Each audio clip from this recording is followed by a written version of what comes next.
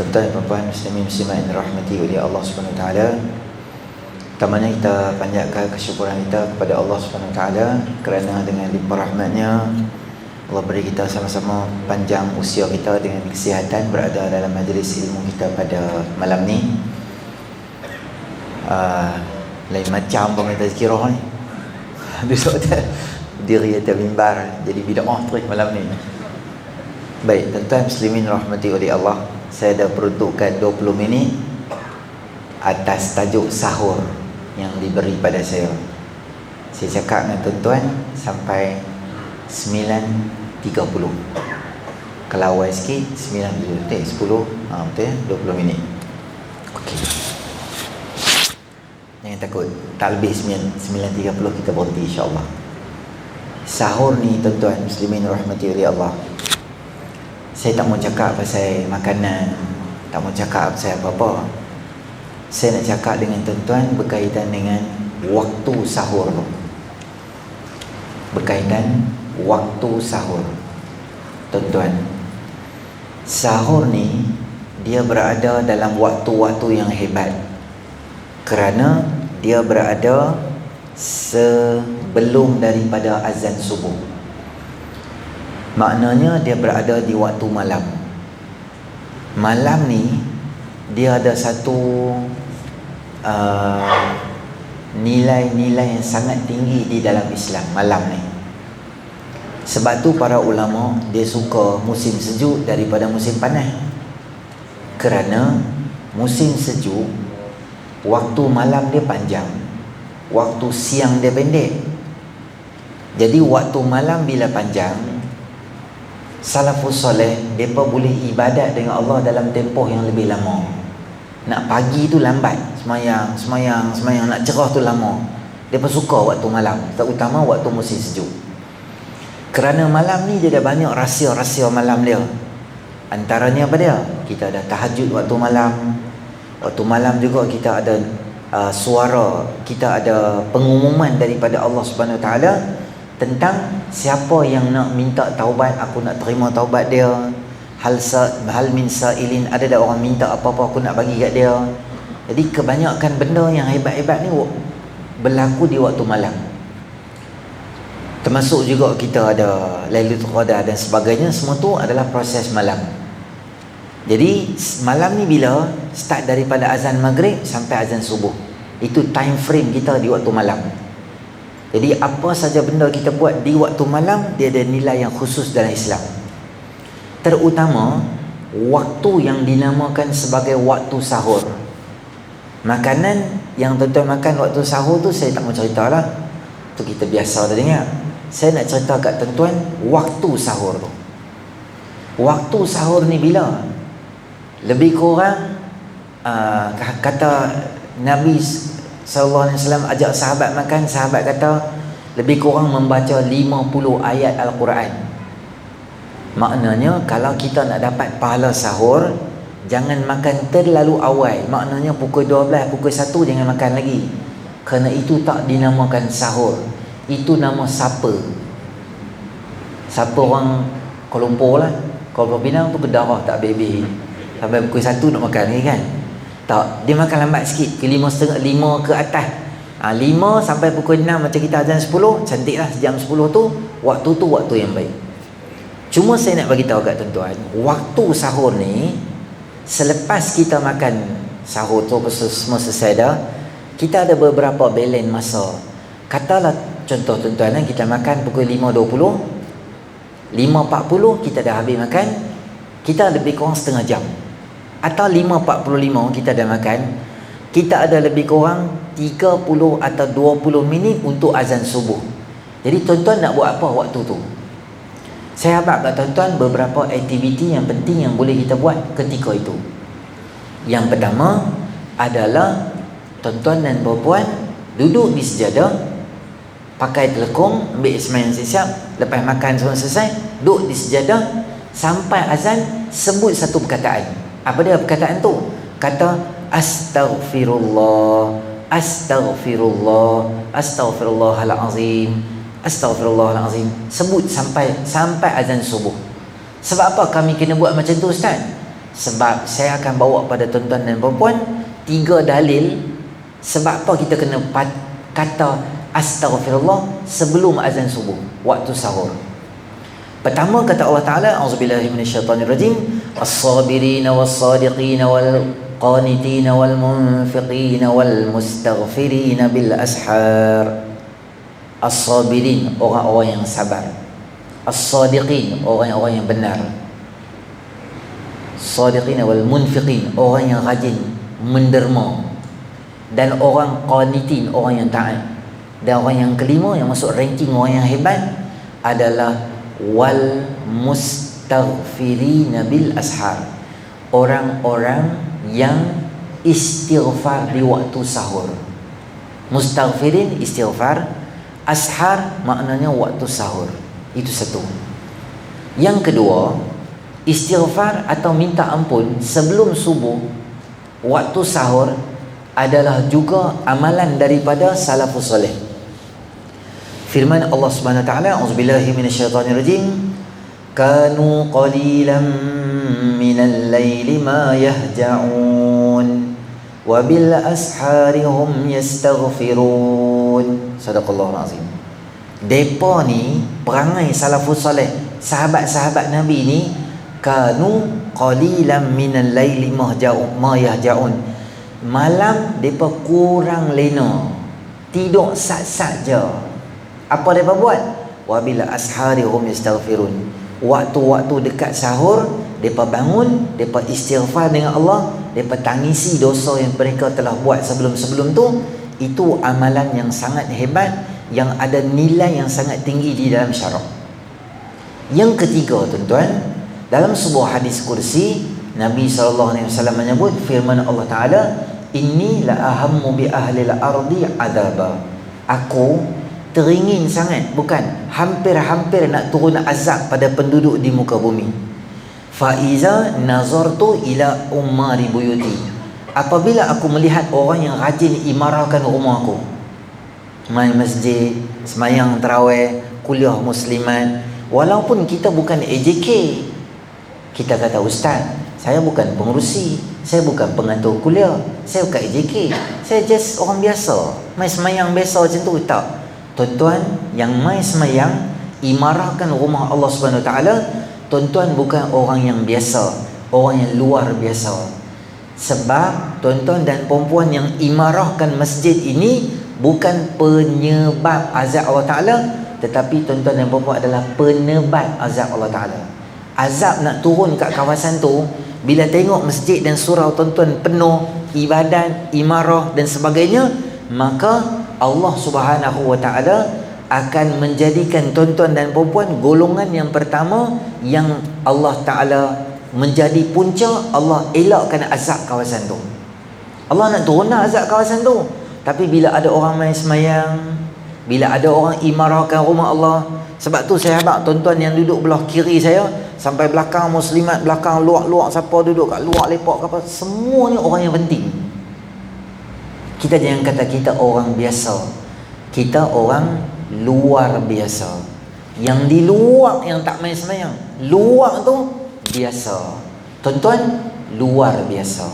Jangan rasa diri tak hebat, diri hebat, terutama orang yang main semayang. Yang kedua kata Allah Ta'ala, fa iza nazartu ila umari buyuti wal mustaghfirina bil ashar. Dan ada lagi orang di kampung, di taman, di negeri, di negara, di flat, di apartmen, di kondo tu, yang bangun di waktu malam, yang menangis, yang istighfar pada Allah Subhanahu Wa Taala, ya Allah dosa aku banyak, ya Allah dosa aku banyak, ya Allah dosa aku banyak, ampuni dosa aku. Dia menangis, setitis air mata turun ke muka bumi disebabkan waktu sahur dia istighfar pada Allah, menjadi sebab Allah pelihara kampung tu daripada azab. 3 dalil yang saya abang, satu pada hadis kursi, 2 daripada Quran, menunjukkan bahawa istighfar waktu pagi itu bukan benda yang biasa.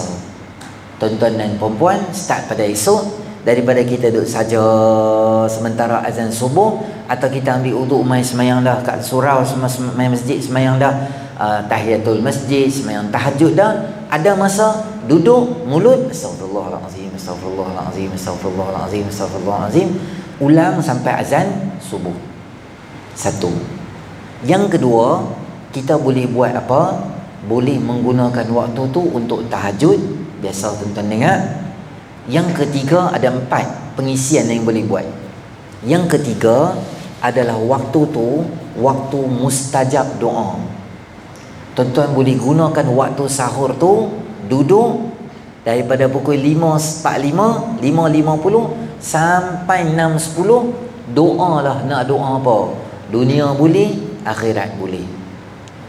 Pasal anak, pasal isteri, pasal keluarga, pasal orang yang tak semayang dan sebagainya, bagi hidayah pada dia. Semua tuan-tuan boleh doa. Dan satu saya nak bagi tahu tuan-tuan rahsia pada malam ni. Untung tuan-tuan nak main malam ni, saya abang rahsia satu. Rahsia apa? Rahsia mustajab doa, fast track untuk mustajab doa kita. Tuan-tuan tahu apa dia? Kita doa kat kita tu kan, itu biasa. Betul, luar biasanya apa? Luar biasa, tuan-tuan tolong doa kat orang. Ya Allah, jiran aku sebelah kena COVID, kau sembuhkanlah dia. Ya Allah, jiran sebelah aku, anak aku selalu kesian, anak dia selalu kesian, jadi rempit, dia tak semayang, anak dia, mak dia selalu habaq kat aku, bagilah hidayah pada anak dia, bagilah petunjuk pada anak dia, bagilah anak dia jadi orang bagus. Kita duk pulun doa kat anak orang. Bagus perbuatan tu, bagus. Dalam istilah hadis dipanggil ad-du'a fi dhahril ghaib. Doa dalam keadaan orang yang kita doa kat dia, dia tak tahu, dia tak realize kita doa kat dia, dia tak sedar kita doa kat dia, tapi kita duk pulun doa kat dia. Apa akan jadi pada kita? Satu, malaikat akan mai dekat kita, malaikat akan doa kat kita. Walaka misluhu. Untuk hang pun macam tu juga, untuk hang pun macam tu juga. Maknanya daripada tuan-tuan selalu doa kat diri sendiri, satu yang bijaksana gabung daripada hadis tadi tu apa dia? Kita tolong doa kat orang, maka malaikat akan doa kat kita. Kita doa kat kita mungkin tak kemas mana, tapi malaikat doa kat kita. Apa kita doa kat orang, Allah bagi kat kita. Jadi tuan-tuan nak sihat, doa bagi orang lain sihat. Tuan-tuan nak kekal dalam iman dan Islam, tuan-tuan doa bagi kekal dalam iman dan Islam. 2 hari lepas duk mesej saya tak berhenti lagi. Seorang manusia yang jadi serabut dah. Dia kata apa? Saya tak yakin dengan Islam. Sebab apa Islam buat naya kat orang perempuan? Sebab apa kena ikut cakap suami? Sebab dia duk main soalan-soalan macam tu, ada bisikan suruh dia murtad, macam-macam lah tuan-tuan. Muslimin rahmati oleh Allah SWT. Doa kat orang, ya Allah tetapkan iman jiran aku, ya Allah bagilah iman jiran aku mati dalam Islam sampai bila-bila, jangan dia murtad, jangan family dia murtad. Malaikat doa kat kita, walaka misluhu, walaka misluhu. Doa supaya kekal dalam keimanan dan ketakwaan kita pada Allah SWT. Tu kita panggil ad-du'a fi dhahril ghaib. Saya ada 7 minit lagi untuk habis. 20 minit. Ad-du'a fi dhahril ghaib. Jadi tuan-tuan memperbanyakkanlah doa, kerana doa tu sangat baik. Satu lagi saya nak bagi tahu dekat tuan-tuan, kita lajak sikit daripada waktu sahur tadi tu. Setelah saya nak bagi kat tuan-tuan satu lagi waktu mustajab doa apa dia? Ad-du'a bainal adhanaini. Doa di antara 2 azan. Maksudnya antara azan dan iqamah. Ramai di kalangan kita apabila sesudah buat qabliyah, menunggu untuk iqamah, waktu tu saya nak bagi tahu tuan-tuan, bahasa mudah bang, waktu sangat-sangat golden hour lah. Waktu puaka, bukan puaka ni yang rapidkan mantu kan. Puaka ni maknanya sangat berharga waktu tu. Ramai orang lepas semayang qabliyah, dia sibuk dengan benda lain. Atau ramai orang selepas qabliyah, dia sembang dekat luar, atau dia baca telefon dan sebagainya. Waktu mustajab tu hilang. Rugi tuan-tuan. Assalamualaikum warahmatullahi, Assalamualaikum warahmatullahi. Angkat tangan, tak payah ambil tahu pasal imam, pasal bilal, lantak kat mereka.